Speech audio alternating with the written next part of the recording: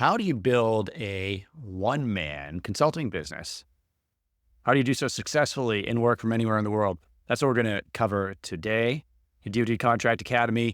I'm Rick Howard, former government acquisitions officer and owner of dodcontract.com and govclose.com, where we are training sales executives, we are training consultants, and we are helping businesses sell to the government. So everything we do is government contracting process. How do we sell to the government?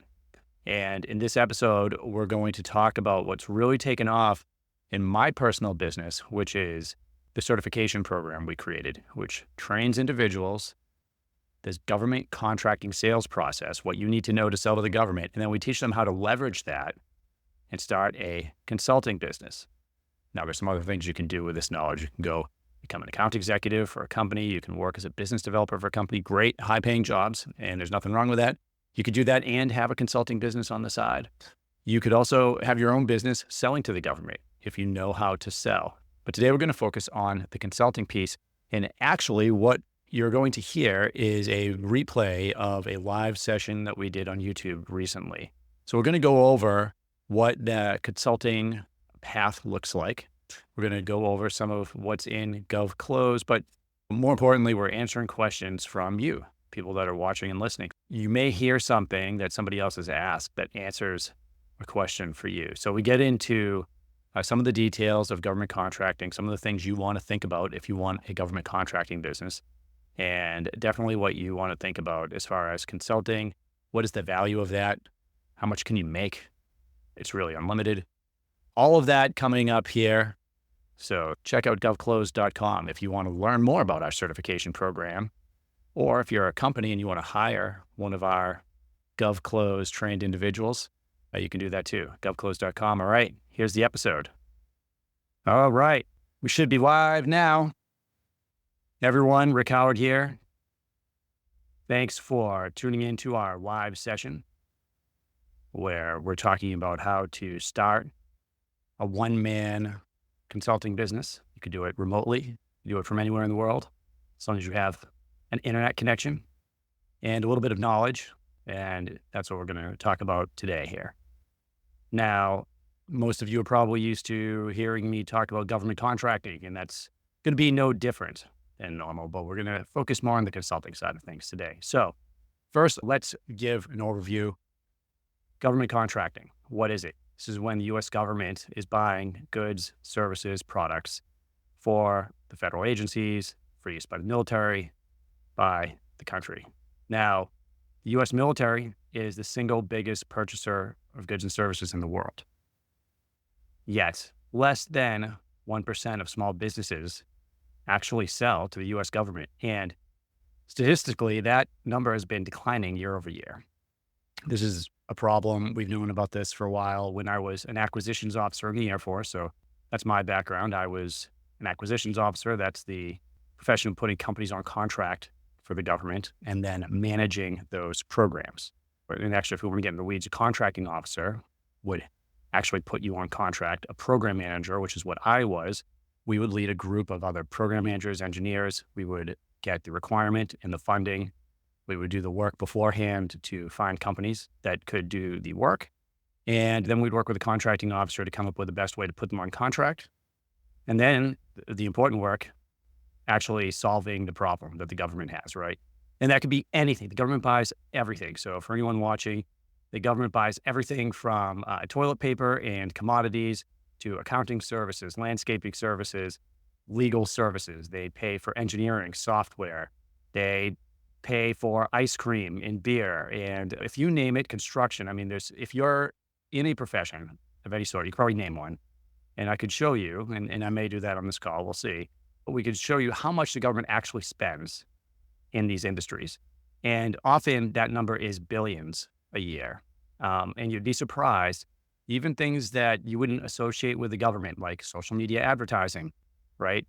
Millions of dollars going into that. So no matter what your profession is, what you may understand or even have a hobby in, there's a good chance that the government's making a purchase in that area. Now, thank you. Let's see, 1337 Company Services. Guys, By the way, feel free, drop your questions in the chat if you have any, and I'll answer them as we get to it. But when I retired from the Air Force, I started helping companies sell to the government, especially small businesses, because my area of expertise was mainly in technology, cyber, IT, different weapon systems. The first half of my career was flying reconnaissance aircraft, and then I switched into acquisition. So I had a particular specialty, but I got exposed to a variety of industries within the government because they buy everything. And so consulting wise, my expertise was the process. So I was helping companies sell to the government, and it is very lucrative. And there are not very many people that understand how to sell to the government. So here's what I discovered, or here's what I found, is that I was training a lot of sales teams and a lot of salespeople. I quickly maxed out as to what I could do personally, right? Because I'm only one person. So I would have to hire people to help me with different projects if we were helping companies sell to the government. Now, no matter who I hired, someone in the military, someone brand new, I would have to train them. And that training can be pretty extensive, right? But the point is that there is a niche, there's an area here where you have a lot of companies selling to the government. You have a lot that could be, if they knew that the opportunity existed. Very few people actually understand the process. So we're going to talk a little bit about today about what that process is. And if you're interested in doing something like that, how would you go about doing it? How would you start as a one-man business? And what I mean by that is you could be a freelancer. You could have a consulting business, right? There's a lot of, you could even take the knowledge of the government contracting process and go be an account executive for a big company. You could be a salesperson. You could be a business developer. Those are high paying jobs, very high paying jobs. And a lot of them come with a commission. So there are a lot of people in this field that are really raking in the cash, and they're dedicated to it. And I also want to put out there, government contracting is hard. Government contracting takes a long time. All right. But it can be very lucrative. So for companies, if you have a company and you have commercial sales, you have revenue coming in, selling to the government is something you could then start doing. That could be a revenue stream you add, but it's going to take some time. You have to have people that actually understand the process to help you do that. But if you don't have a company, and this is where one of the reasons I'm having this video is over the years, a lot of people have come to me who didn't have a business or were just starting a business and they're like, hey, I want to get into government contracting. I want to start a government contracting business. And what I had to tell them is, look, don't start a government contracting business. Start a business, right? So either if the goal is government contracts, start your business, program management, if that's your field, provide those services commercially, have some past performance there, have revenue, and then go try selling to the government. So you have revenue coming in already. You're credible because you've sold this commercially. And now you have the time. You can take the time, the 6 to 18 months or whatever it's going to be to win the first government contract. But if you don't have that, if you don't have a business, right, then what do you do? This is perfect because what I ended up doing, and I started with military, is, I'd have military veterans leaving or retiring. And what I told them is don't start a government contracting business. But what I can do is teach you part of the government contracting process. I can show you how to start a consulting business. And we could start, once you have that, we could start generating revenue and landing clients like in a week or less in some cases. If we're diligent, we're getting leads, and I could show you how to do that. Consulting and freelancing in this space can be lucrative, and it can be lucrative relatively fast, meaning I can sell to a decision maker that owns a business and that deal could happen in the same day. Okay. But you got to know what you're doing. Let me go to the comments here. All right. So my first question is, and this is 1337 Company Services, Inc. My first question, is there an equity spending path that can be fast-tracked to get a company in the category that qualifies as equity spending, the ability to land contracts? Then you say, I'm sorry, I wish I could be more specific to give a specific question, hence the fast track. You might already have planned this as a topic. I appreciate you. Is there an equity spending path? I would need you to define an equity spending path because I'm not quite sure what you mean by that. So yeah, if you could just put that in there. If you mean, is there a way that you could subcontract with a prime? Yep, you could do that. You could certainly partner with somebody if that's what you mean. If you could certainly arrange a deal where you got equity in another company if they wanted to give you equity or you wanted to give somebody else. But I would need to know way more information there. Let's see, Abe, very helpful since I just started a one-man remote consulting business after being an independent. Dude, congratulations. That's awesome. By the way, I love everybody watching this. You guys should all have an LLC. Someone said, was it Elon Musk? I don't even remember who said this, but they said everybody in America should have an LLC and a spouse that's in real estate, because those are some of the best tax shelters and ways to just generate revenue for yourselves. Yeah, Abe, that's great. Having an LLC, even if you had another job, that LLC, if you have any kind of specialty, and we're talking about government contracting today, having the ability to be able to generate a $5,000 monthly fee from a client or even a one-time project, I say at will, but if you have the skill set to do this, you could throw an offer out there and almost generate it at will. But hey, you got a tuition payment, car payment, mortgage payment. All right, well, go out there. I'll find a client. I'll bring in some recurring revenue. We'll talk about what that business model looks like. Christian, listening in Arizona. Oh, that's awesome. Yeah. Again, guys, thanks for jumping on here. So what does this look like? First, let me give you the model. Okay. Before we get into government contracting or anything like that, let's talk about the model of having a consulting business and at least what we teach. So we teach this at GovClose. You can go to govclose.com, but you might have your own business already. Abe does. The way that I approach this, the first thing that we do is we want to put together an offer, which is a singular project. So this is solving a problem for a business. We're always selling to a business. And the reason I'm selling to businesses especially with government contracting, businesses, small businesses, large businesses, they can write off expenses. They have revenue coming in already. So you're targeting companies that have revenue. They are selling. They can afford to hire you to do or solve different projects for them. So you might perform an audit as an initial project, depending on what your specialty is. You may put a sales plan together for a company. You may do an initial cybersecurity check. If you're in cybersecurity, there's a lot of different things you could do there. Hey, we'll do a penetration testing round and it'll take a week and we'll charge you X amount of dollars. But the point is we're going to charge probably less than 10 grand, or you could charge more. I have, but 5 to 10 grand for an initial project with a small business. And when you're done with that project, that's something that should take you a couple weeks or less. If you sell the same offer all the time, it could take you a couple hours. And when you're done with that, provided that you're providing real value, real expertise, the next thing you're doing is you're taking that project and your out brief with the client is, hey, I found these problems, or hey, in order for you to sell to the Air Force, you need to take these steps. What you're doing next is you're saying, I can help you with 3 of those steps. And here's how I can do that. And what we're trying to do is we're going from selling that initial project to generating recurring revenue every month by selling those clients on a recurring monthly service.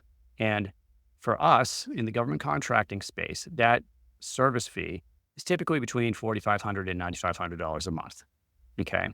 Now, if you're and we can talk about beyond a one-man company, because there's lots of different iterations on this. I've tried a lot of different ones. How many clients do you need a month that are paying you $4,500, $5,500, $6,500 a month to make this at least more profitable than the business you're in or having a salary job? Now, I know that depends on the salary job you have, but if I have 5 clients paying me $5 grand a month, that's 25 grand a month coming in from that. Then I'm probably selling 2 projects on top of that. Those initial projects we talked about, let's say it's the same amount. So that could be 35 grand a month right there. Now there's a ton of different offers out there, different specialties, but that is very doable for one person. For me personally, once I have 5 clients, and doing those proposals, and by the way, you're running a business, you're selling, now I got to start hiring people. That's when we get beyond that one person business. There are also plenty of people, by the way, that are charging a lot more than that, right? So you could certainly do 50 grand a month under the same structure. Guys, just breaking in here to tell you that the GovClose certification program is exploding. Our initial round of certification students, they're winning clients before they even graduate from the program. A lot of them are scheduling consultations before they graduate from the program. And then once you do graduate from the program, our students are going out there. They get a reference letter from me. They get letter of recommendation. That gets promoted on LinkedIn. But beyond that, they have the skills they need to go out there, start a consulting business. They have the skills they need to go work for a company and really even be ahead of the salespeople that are at that company because they're learning the true process of selling to the government. This is extremely valuable. If you're in a position where you want to make a change or you want to add a consulting business to make a little extra money each month or focus full time on it and go full throttle, this could be for you. Head over to govclose.com and talk to our sales team. They're going to walk you through exactly what you get with the program, provide you with our syllabus. This is not easy, all right? It's not an easy program. You're going to have to work, but you are going to know what you're doing when you graduate from it. You're going to be able to drive results, and you're going to be able to drive revenue for you and your family. That's the goal. All the while helping companies sell to the government, provide great technology, goods and services to the warfighter, to the people in the government, to people in this country. So I think it's good all around. I'm super pumped about it. I hope you are too. Now back to the episode. It's just, what are you offering? What kind of value are you providing? So you need to make sure that, first of all, you have a specialty that businesses need and that you can execute when they pay you. And you need a way to find those leads, those companies, and sell to them. So again, that's something that you can check out at our website if you're looking for more information on that. So let me look at some of the comments here. Oh, hi, Shelly.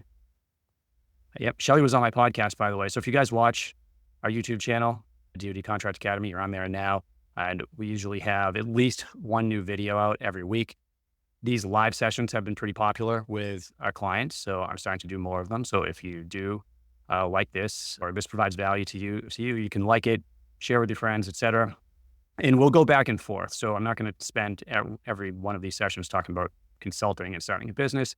A lot of these will talk about government contracting and very specific government contracting methods, because when we're teaching consulting business and starting something like this, we're taking it from the aspect of, first, we teach our students how to sell to the government. We teach them how you are going to help a company sell to the government. And it's very in-depth training. And then the back half of our certification program is, this is how you start your business. This is how you find leads. And we combine all of that. So we give them the skill set, and then we give them the steps they need to take to start and run a successful consulting business. But yes, so Shelly, she was a great guest. She was on our podcast probably, God, I think it's been a couple of years now. Okay, not to interrupt your topic, but I can provide more details. What is a good contact path to get further over to you? I use the term equity spending somewhat. Yeah, you can email me, just email me, rick@govclose.com, and I can take a look at some of your information and provide something more in-depth as a response. All right, Brett, Global Ordnance Division listening in Tempe. Awesome. Thanks, Brett. Brooklyn, New York. Rosa. Awesome. I'm in Boston. So we're either best of buddies or mortal enemies, depending on your baseball preferences. No, we're best of buddies. I love New York.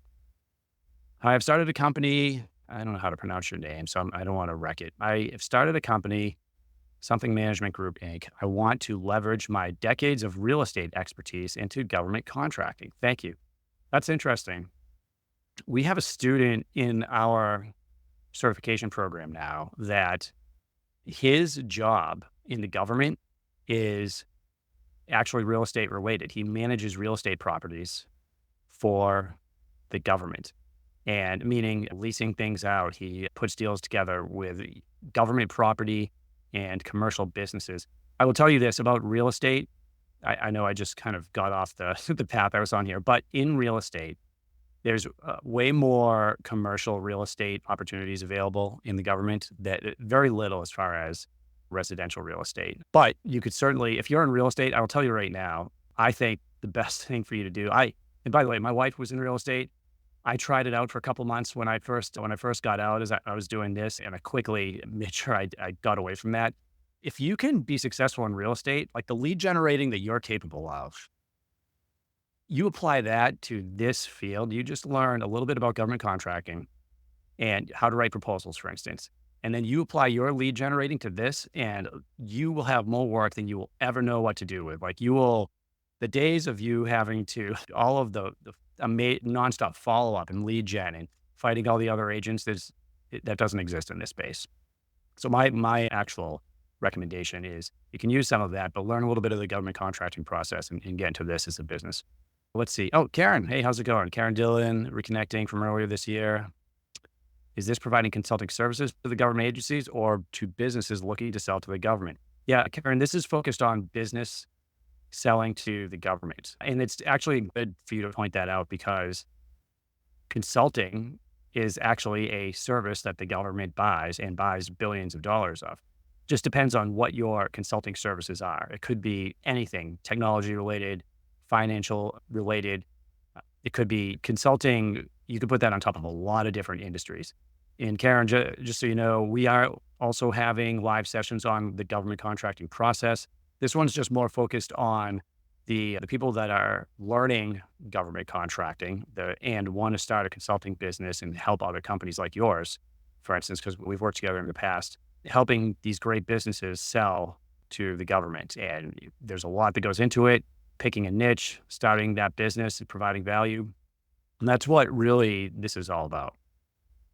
Let's get back into the topic at hand here, right? Once we have our process down, we have our specialty, we know we're going to sell an initial project, and the goal is to then turn that project into recurring income with a client that needs our services. Once we have that, there are a few ways that we can take it from there. Now, we can work remotely and keep that going.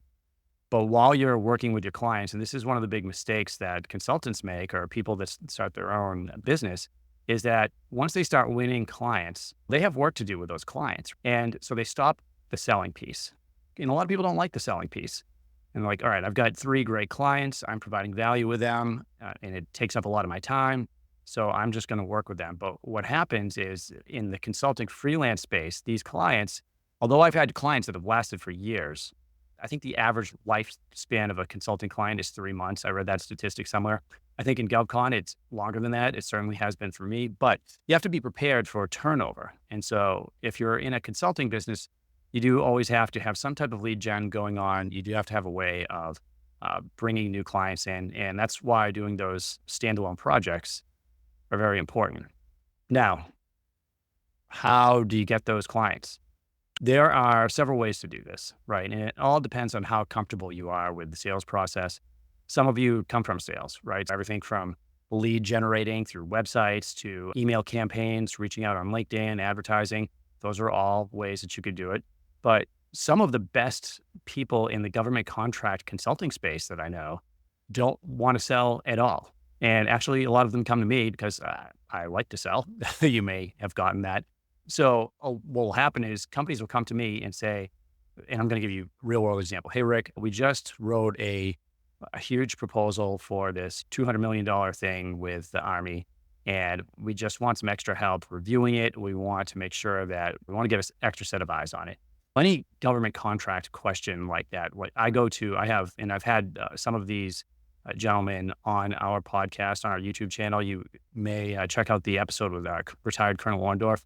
He's a former contracting officer, '06 full-bird colonel, knows more about contracting than anyone I've ever met. And when I say contracting, he knows it from the legal contracting officer standpoint, right? So when it's a legal question about the FAR, about the actual contract, I always bring him in, and he has produced amazing results for our clients, but he doesn't want to sell, right? So I do a lot of the selling for him, and I match him with clients, and he's amazing. So you may find yourself in that group. And if you do, and I just wanted to share, there are a lot of websites that you can use. Instead of having to go out and lead generate, you can use websites that will match you with companies that need the product or service you're providing. So what are some of those websites? And some of you may know one of them is Upwork, is a freelancer website. You can hang your hat there, apply for jobs. People will come to you once you have some credibility and you have some references. It's really great too, because people can see that, hey, have you been paid? What kind of reviews are you getting? Or what kind of expertise do you have? And then there are more high-end websites like Catalent, where they're matching people with a specific skill set with different companies, and you can apply for jobs that way. There are other jobs. I think GLG is one where, and I've used all of these. I didn't use GLG, but I believe that's the one that will pay you set an hourly fee. So they might set up a 1-hour call with a company to talk about whatever your expertise. If it was proposal writing, or if it was program management, you might set a $400 an hour fee for something like that. So it's really just deciding what you're comfortable with as far as how you're going to lead generate. Now, I want to show, this will be, I think, helpful for all of you, whether you're here because you want to learn about how I can start a consulting freelancing business, or if you have a company and maybe you wanted to check out, Karen said, hey, I wanted to see, Rick, if this is about selling consulting services to the government. Where do we actually start? So I am going to, let's see here. See if I can make this work. Yes. I feel like every time I try to share my screen on here, and here we go, it's going to work. Well, you saw my messy desktop. So right here, we're looking at USA spending. Okay. USAspending.gov. And I feel like I should get some type of monetary reward for all of the promoting I do for this website. I love this website because I mentioned at the beginning, government contracting is hard. It takes a long time. It's not a get rich quick anything. It's a get rich quick over the long term, right? Because big contracts take a long time to win. You can absolutely do it as a company, and you can certainly generate wealth a lot faster as a consultant or freelancer. But here's the thing, the secret power you have selling to the government, despite all of the complications, is we can see with startling accuracy exactly how much the government spends on the thing that we're selling, who's buying it, how they're buying it. And you can do a lot of this research for free. You don't have to spend a ton of money on a premier platform. Now, granted, this is a government website. Okay. So it's not, it's not the best in the world, but for your purposes, for my purposes, it's good enough. But we can talk about, you can hit me up offline if you want, oh, by the way, Shelly, thanks for that note, but hit me up offline if you want me to give you my take on the different platforms out there. But here at USA Spending, so if let's say you're approaching this from the consulting standpoint and you want to help a company sell to the government, they say, hey, all right, maybe they found out that you're in the government contract consulting space. Hey, can you help me? The first place you're going to start, and by the way, companies that have been selling to the government for a long time often have never done this, which is we can now see who's buying what we sell, how they're buying it. So this is USA Spending. I'm just looking back. These are fiscal years. The fiscal year for 2025 just started. It started October 1st. So we have this button here, FY25. Nothing's going to come up here. If it does, it's going to be minor, but I'm going to include it anyway. And so just for anyone watching, if you want to take a look at government spending, I would start there. And then I would go down to, so what you have here, North American Industry Classification Codes, Product Service Codes. If you click on this, and sometimes this website is slow and clunky, but here we go. It will bring up different industries, I guess you could say, right? Because that's how the government classifies things. And by the way, this is not all encompassing. I've seen contracting officers use 10 different codes to put the exact same thing on contract, but this is a quick way for you to take a look at, hey, is the government buying what I sell? So you can see here, residential building construction. I can see some other things here, building equipment contractors. There's manufacturing. If I just let's click on residential. Because some people may think, why would the government build residential anything? Isn't that just, maybe they see, oh yeah, maybe on a military base they'll do this non-residential, but surprisingly they will spend money on residential construction. Now, this website may take you a while, but basically what it's doing right here is it's going through the drill of thinking about all the different contracts, because you can see all the contracts too. It's an amazing amount of information you can get from this. So what is this telling me? Here are the contracts popping up over the past few years. This is telling me who's doing the buying at the agency level. I can also look at, so it's saying the DoD spends in the past 5 years, $2.29 billion just on residential construction. I can look at the sub-agency,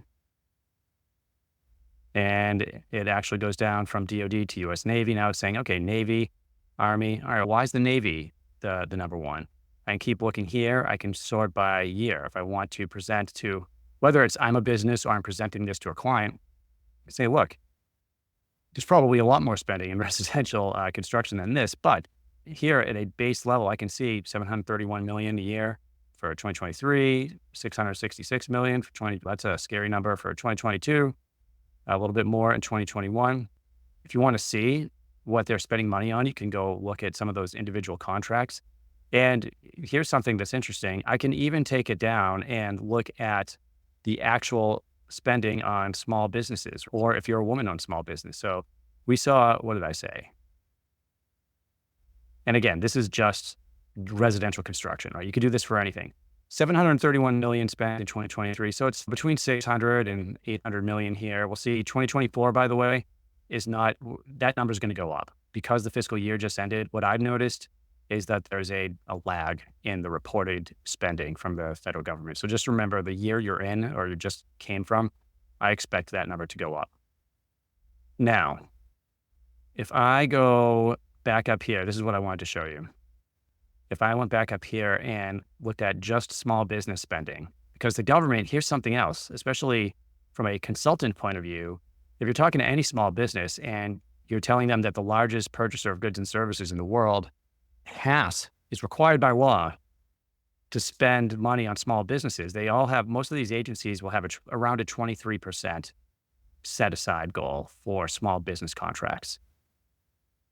That number can change depending on the agency, okay? But they have to award small businesses with contracts, and less than 1% of small businesses try to sell to the government, and that number is going down. So what does that mean for business owners? If you're a small business, that means there's a big opportunity here. The problem is, even when they find out about the opportunity, it can seem so confusing and complicated that they either give up before they start, or they think they've watched a YouTube video and think they just have to write proposals and they're going to win something, which isn't the case at all. That's almost complete nonsense, except for a few fields. And if it does make sense to be writing proposals on solicitations, it's usually proposal by massive number.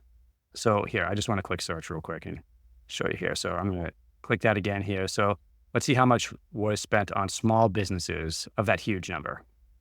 Okay.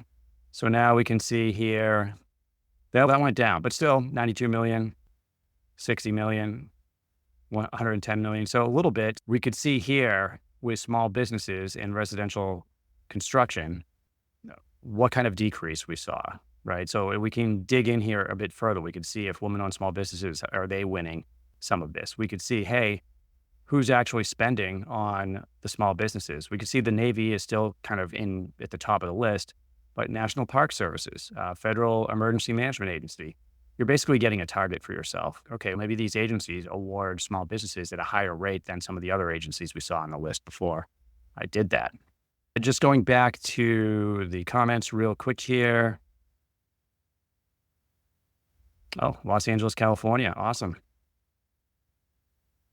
Weather's probably beautiful this time of year. Thank you, Show Abel. A huge fan of the channel, started a contracting business, Morgan Block Capital LLC. No real expertise, just started a business and started submitting bids. All right, man. I mean, actually, hey, you know what you should do, Abel? Even though that's usually not what I recommend, is just starting a business and going after things. Watch the episode that I just did with John, if I'm saying his name, basically with American AI Logistics. They have a tool for, and this is, by the way, I guess, departure, because anybody that comes at you and says, hey, there's only one way to do government contracting is absolutely full of it. It is such a huge space, and they buy so many different things. The agencies buy different things, and they buy in different ways. So there's a lot of different ways to get to the end goal, which is we want to create revenue, right? We want to create revenue for, if you have a business, for my business. If you're helping a business, you want to create revenue for them, and you want to create revenue for yourself. But Abel, check out that episode, because what he does is he has this tool where they find leads, and this is for products, right? So you're going to have to write a lot of proposals need to be generated. For low dollar products, especially, you're not going to see what I recommend, which is finding opportunities early, working those. Like, that's how we work larger contracts for things like services, technology. But he was talking about $1 million toilet paper deals, right? Where companies are basically, you have to write a lot of proposals to win these bids for products. But what they do is they find the bid, they find the lead, and at federal and state and local level, and they get the pricing, and they write the proposal for you and put it in your email box. I think it's $25. He has some companies submitting 15 or more proposals a day and winning a lot of those bids. Now, there's a lot more to it than that. So I'm not saying that's a way to go about this, because the margins are super low. It's not the way I don't teach it. I don't do it. Very rarely do I even work with a company that's involved in that game. I like looking at contracts in a different way, but that could be for what you're doing, Abel. It might be good. Oh, the chatbot episode. Good. Let's see. Would it be useful to take the consulting course if I am solely trying to grow my business and start selling to the government? Rosa, yes, it would. In fact, am I still sharing my screen? Oh, I did. Oh, here's our website. If you don't know anything about us or have no idea what we're doing on YouTube, we're teaching government contracting process. We teach that to small businesses, large businesses, but we also train the workforce, I guess you could say, that's helping small businesses sell to the government. We're training people that go on to become full-time account executives for companies. We're training people in this process so they can start profitable businesses. And that's why I named the episode for our students. And we have a little over 40 students in our course right now. I shouldn't even call it a course because this is a in-depth community. What you would do here, obviously, if you're a company and you want to hire us, you could go hire an expert. But if you are interested in the course or in the certification program, you could go to the Become an Expert section. And what I would say is if you have a business and you just want to learn the process, what you would focus on is you would just focus on the training that we're actually providing versus, let me see if it's on here. Here's a list of some of what we go through. Now, it's very hands-on. I personally onboard every single one of the students and we go through their goal. And sometimes that goal is, hey, I am working for a company and I just want to learn the process better. Sometimes that goal is I want to start a consulting business. Sometimes that goal, I want this certification so I could get a job because every student, once they get through our program, I certify them, I write them a letter of recommendation, I give them a reference on LinkedIn, and then I help them with the process. It's very hands-on and they email me all the time. We talk about everything from the process to actually lead generating, how they're writing their proposals. What you're getting here is you're going through the basics, right? So what is the process, right? What websites are we using? Like we just saw USA Spending, that's one of them. Does the government buy what you sell? Important question, right? These are all courses. They're usually they're all like 10 to 20 minute video instructionals that our students all have to go through. Set-asides, how important are they? Usually not that important. How to build a capability statement with examples. Then we get into developing your niche. Now, this is super important. So whether you're a business owner to the government or you're a consultant, it is critically important for you to start with a hyper-focused niche. For instance, some of the students in our course right now, they come from a background of selling medical devices, right?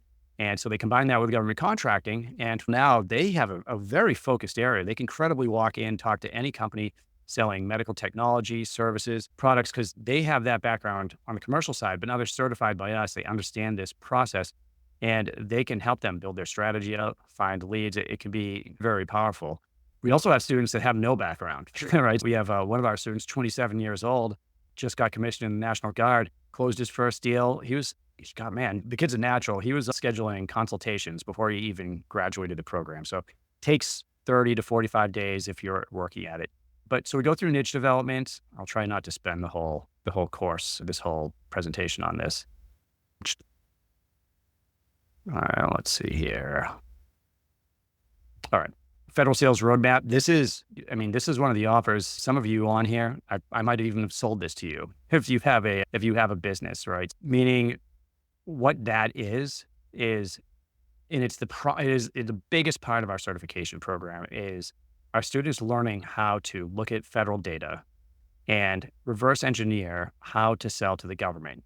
And this takes all the guesswork out, right? So I showed you a little bit of USA Spending, like just looking at pricing, but I can go in and very specifically find out, okay, is it the Air Force buying? We'll go back to residential construction. And I think it said the Navy was at the top of the list. All right, the Navy was at the top of the list, but what if I went a little bit further and looked at, all right, what if it's a woman-owned small business? Then it might change to the Air Force. And okay, if the Air Force spends the most on women-owned small businesses in residential construction, who in the Air Force is actually doing the buying? I could see the exact name, the office. It might be a lifecycle management center, probably isn't. It could be the Army, if Army Corps of Engineering, something like that. We could see, hey, do they use GSA? Do they not use GSA?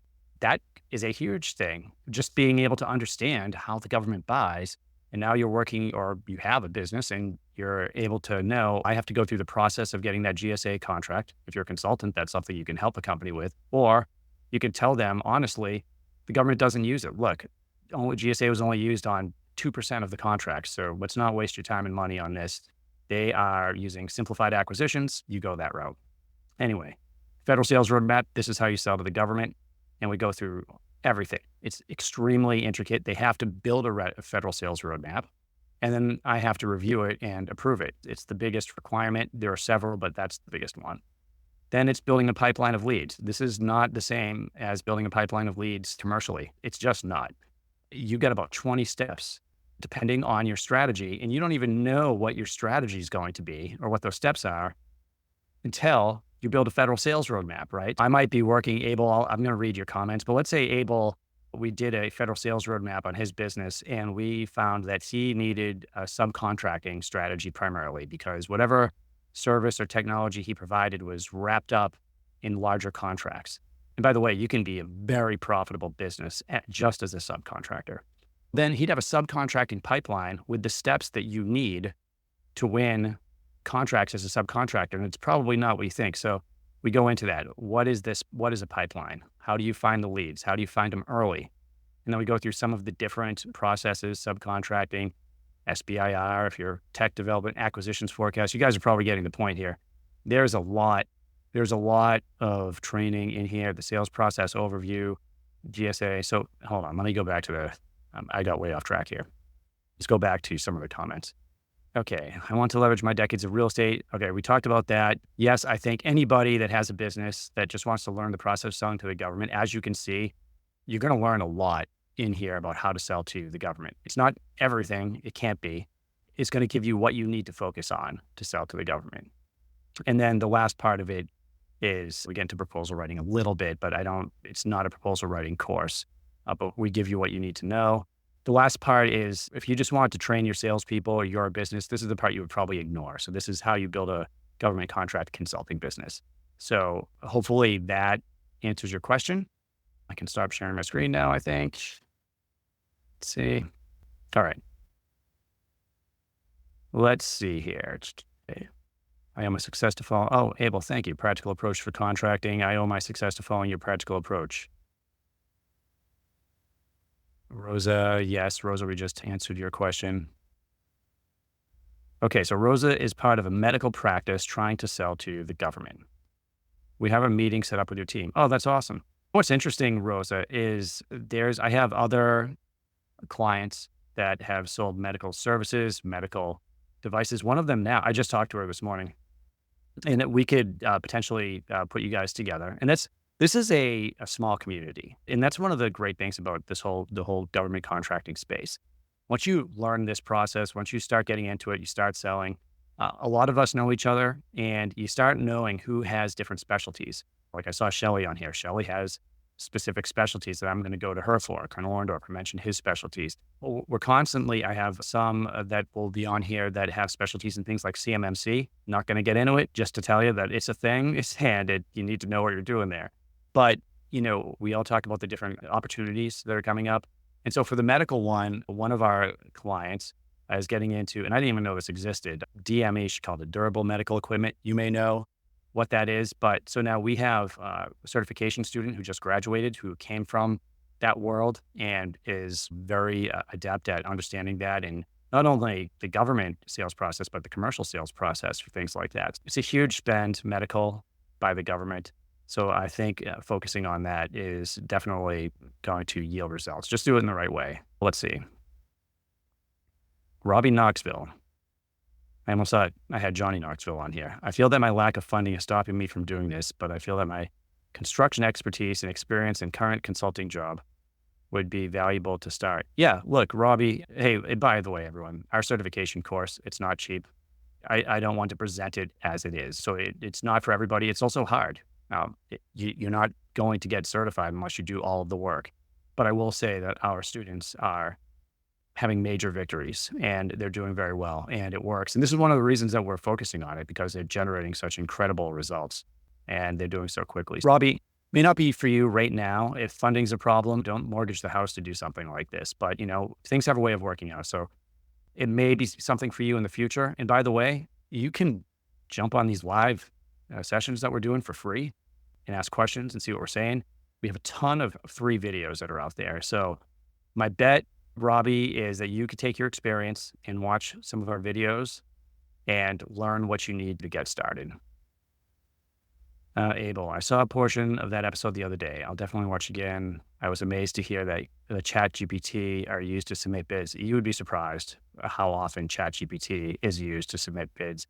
Companies are actually putting out policy and training to prevent their employees from uploading like company IP into ChatGPT, because that's what they're doing, because they're trying to have ChatGPT write the proposals for them. Now, here's the problem. If you have ChatGPT write a proposal for you on anything, any problem set that the government is trying to solve, not products. I'm not talking about like the standalone products. I am talking about, hey, we want to replace our HR system. We want to modernize it, and we want to include technology to help that includes people with hearing disabilities and vision disabilities. That's the type of thing that probably a lot of technologies need to be combined to solve. And if you use a chatbot to write something like that, they're going to know it. These chatbots use a lot of the same language. That's something that can help you write the proposal, but I would not rely on that. Let's see. Pre-solicitations are everything. Getting it early with contractors is best practice. Yeah, I agree. In 95% of the time, I agree with that. I don't know if I want to share my screen again here. I don't think I do. Only to say that, guys, what he's talking about is and this is the core of my philosophy, and I shouldn't say my philosophy, anybody in this space that's selling to the government. And this is a industry where the average account executive working for a company, they're doing salaries between 150 to 400 grand a year plus commissions. This is a extremely lucrative place to be if you know what you're doing. And by the way, I've seen commission checks come in over $1 million a year with really talented account executives. You have to be working for the right company to generate that. But there is a lot of revenue to be gained here, whether you're a consultant, a sales executive, a company. Let me put this in there. Let me see. Hey, I'm going to add this link to the chat. I know someone just asked about the cost. Let's see. Here we go. I just put the link in the chat if you guys want to head on over there yourself. Yeah, so right now the cost, we have a tiered pricing structure. So if you pay upfront, it's $4,800. It will be that way. I was going to raise the price this month, but decided not to. So it's still $4,800. If you pay with one of our payment plans, it goes up. Just depends. I think it's 2 payments of $2,500 if that's what you want to do. And we may have one in there still for 6 payments, but I'd have to check. So anyway, that's the cost of the program. And so Tia says, even if you use ChatGPT is only going to give you information that's on the surface. I believe that using ChatGPT provides information and plans that leads to research. Information and plans that leads to research. I'm not sure if you're saying that you think ChatGPT shares that information so other companies could get it, or if it helps you with research. But I will say, I can tell you, I use ChatGPT all the time. I would never just let it write a proposal for me from top to bottom. There are tools out there that use I don't know if it's a wrapper on ChatGPT or if they develop their own thing. Some of them I've interviewed on the podcast, so you guys can listen to that. But I don't think that I would ever just let a tool like that write the entire thing for me. When I submit something, usually the best results that I've gotten have been if I've written it top to bottom. However, ChatGPT has been able to give me ideas and generate lists for me. If I write a paragraph, I could give it to it and tell it to reduce the number of words used, which sometimes you have to do if you have a restriction on a proposal. I might be restricted to 10 pages and I just wrote a 14-page proposal, right? So now I need to figure out a way to reduce that. And so ChatGPT is good at doing stuff like that. Is health and wellness worth getting into? Prior to getting into tech, I was a strength conditioning coach for over a decade. Yeah, it is. But Christian, you need to look at, you go to USA Spending and start looking at the spending there. If you want one of our guys to do it for you, it probably would be on the cheaper end of a roadmap. But I think you could go on USA Spending and start looking into it on your own. The government does spend money on health and wellness. I know they spend money they'll have trainers come into gyms. They often will have, especially the military bases, I know there were solicitations out for fitness training apps. right? But I would look at that because I'm not sure if, first of all, I'm not sure exactly what you offer. And secondly, it may be very regional, right? So if it's actually hiring people to come in and provide fitness training, you'd want to see what states like really lead in that. So I would imagine that you wouldn't want to be selling those services all over the country, but I don't know, maybe you would. So the business plan that he creates will include general information that should be included. Then the person can take that to do research, add specifics on their own plan. Yeah. Yep. Absolutely. Absolutely. I didn't take a poll for everyone on here to see if most of you are looking at consulting or if you have businesses in government contracting. Our next episode will focus more on the government contracting process. So our next live episode. So if you want to come in and ask questions about that, if there's something specific you want to see, if you want to see us cover subcontracting as a topic, we can do that. If you want us to deep dive on an industry and just, hey, Rick, what would fitness look like in for government contracting or residential construction? I mean, we can go all the way, and I could just spend the entire time showing you exactly how the government buys in that specific instance and how we come to a strategy like subcontracting or how 8A sole source contract. What is that? Who is that for? It's for companies with 8A, but there's different strategies there. The source is sought method. Who's that for? Right? Is there a way to win sole source contracts if I don't have an 8A certification? I mean, there's so many different topics here, and which is great for everyone on board because if, again, you want to get into the topic of the day, which is how you start a business where you can work remote from home and generate wealth, all you got to do is learn one part, find the part that interests you. GSA contracts, writing proposals, you can kill it. I'm in my basement right now in the man cave, and wife doesn't have to work, and it's a very rewarding field, and it generates a lot of revenue. So if this is what you want to get into, learn the process, be able to provide value, and you can learn how to run a consulting freelance business. It's not going to happen overnight. It is hard work, but you can scale, you can learn how to do this and start winning clients and get this machine rolling. You could do that in a couple of months if you really put effort into it. And I always tell people, don't leave your job before you bring those first clients in, right? So if you are transitioning or whether you use our program or not, always tell people, start your company, get your LLC, whatever your skill set is, start getting those first clients down, figure out your sales process, start figuring out how you can get people to pay you on a recurring basis, right? But you need to be able to solve problems for them on a recurring basis. So kind of figure out what the company's problem set is. And that's probably one of the biggest problem areas I see for consultants and freelancers is they have a specialty and they want to kind of jam what they want to do down the company's throat. And you can't do that. You need to figure out how your skill set can solve a problem that they have.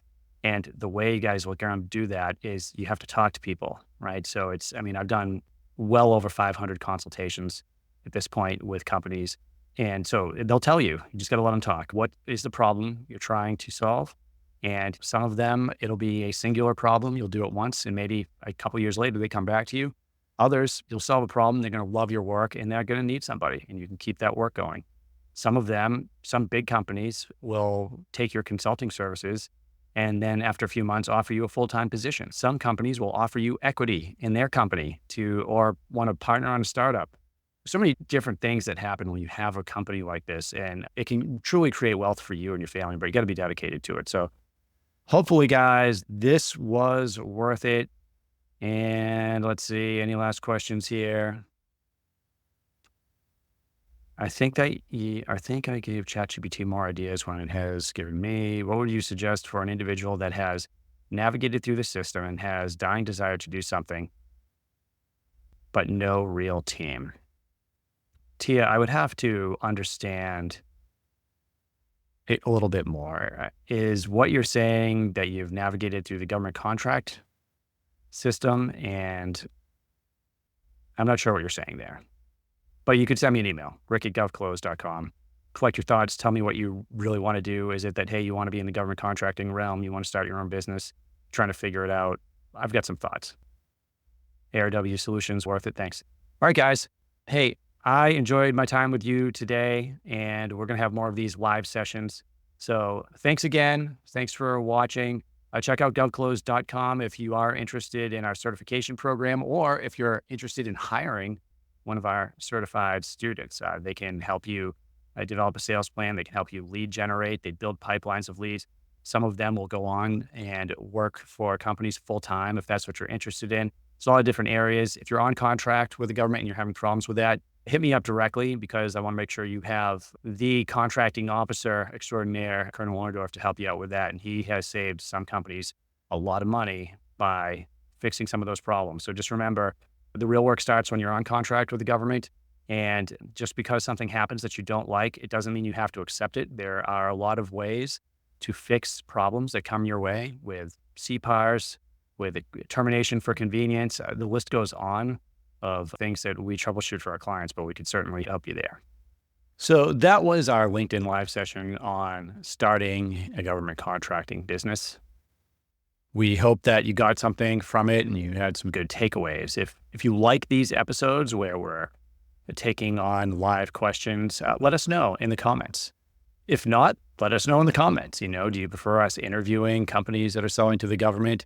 Do you like instructional videos where we're walking through how to use something like USA Spending or how to respond to a source assault? Do you like it all? Just keep going, mix it up. Whatever it is, let us know. I want you to know that I am very grateful for everybody that listens to this podcast.